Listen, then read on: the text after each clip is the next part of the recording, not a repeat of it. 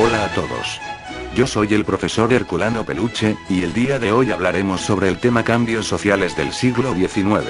Hay que recordar que la revolución industrial facilitó el trabajo humano, y permitió aumentar la producción de mercancías y facilitar el transporte y la comunicación. Durante el siglo XIX se dio el crecimiento y la expansión de las ciudades y el fortalecimiento de la burguesía. ¿Qué es la burguesía? Definición. El término burguesía fue empleado en la Edad Media para designar al grupo social compuesto esencialmente por comerciantes, artesanos libres y personas no sometidas a los señores feudales que vivía en las ciudades. En la actualidad este término es utilizado para designar a la clase social integrada por quienes disfrutan de una acomodada situación económica. En el siglo XIX la industrialización y las revoluciones liberales le otorgaron el poder económico y político. Los revolucionarios socialistas y anarquistas consideraban a la burguesía la clase que, frente al proletariado los obreros, ostentaba la propiedad de los medios de producción, capital dinerario, máquinas, materias primas, las fábricas, inmuebles, tierras, etc.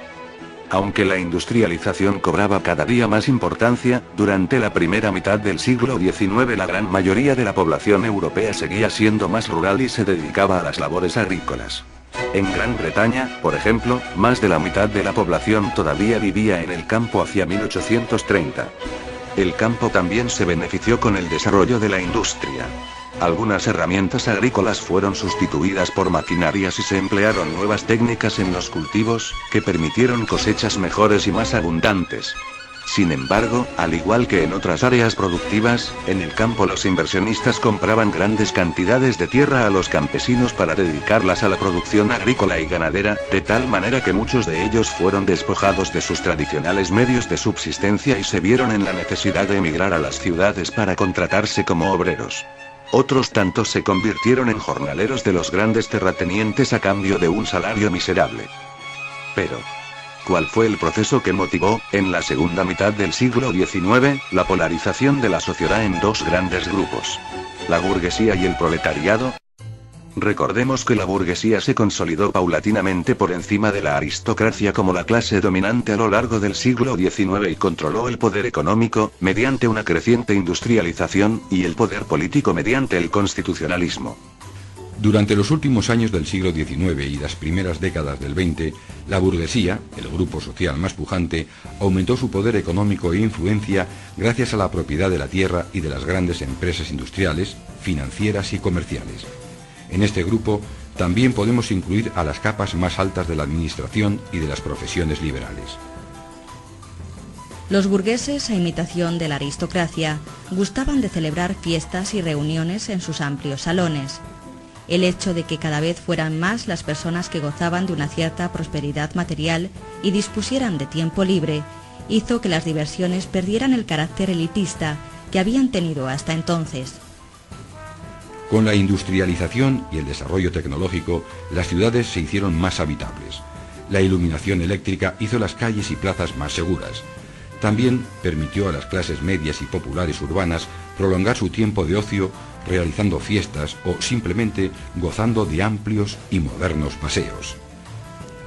Las llamadas sufridas clases medias, pequeños comerciantes, abogados, médicos, enseñantes, etc., gustaban de dejarse ver en los cafés de la época.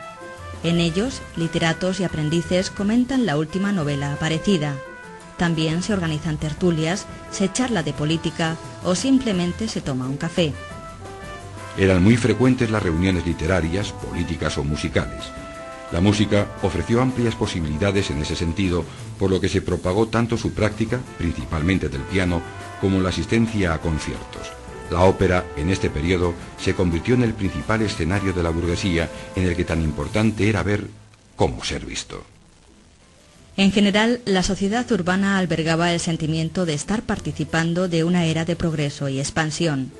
Frecuentemente se celebraban grandes exposiciones, en las que se mostraban los últimos adelantos en las materias más diversas.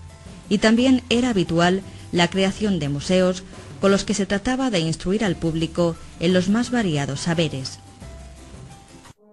Por el contrario, en la base de la escala social estaba la naciente clase obrera, que vivían en las ciudades en condiciones de extrema pobreza e insalubridad, en casas endebles junto a las ruidosas fábricas llenas de humo. Una consecuencia de la revolución industrial fue el vertiginoso crecimiento de las ciudades. La migración de los trabajadores, que en busca de empleo en las fábricas se mudaban a las ciudades, provocó que éstas crecieran y se modificaran. Al principio se extendieron territorialmente y se alteró su traza original derrumbando murallas y anexándose pueblos vecinos. ¿Qué es el proletariado? Definición.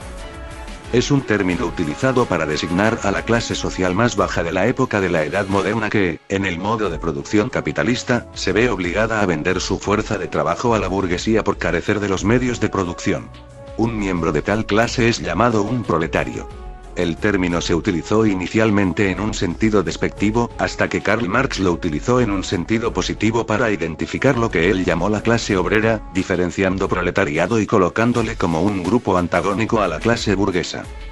El proletariado, por su parte, estaba constituido por la clase obrera que laboraba en las fábricas en condiciones muy duras. Para ciertos trabajos se utilizó mano de obra de niños y mujeres a los que se pagaban un sueldo inferior, porque los dueños consideraban que este era complemento del sueldo del trabajador o cabeza de familia, y que debían agradecer que se les contratara. Los obreros continuaban viviendo en habitaciones insalubres y mal construidas, en calles estrechas, sucias y malolientes que eran foco de infecciones y enfermedades. Sin embargo, hacia los primeros años del siglo XX ya no todos tenían que vivir cerca de su lugar de trabajo, gracias al mejoramiento de medios de transporte como trenes, tranvías y autobuses que los trasladaban fácilmente de sus hogares a su lugar de trabajo. La clase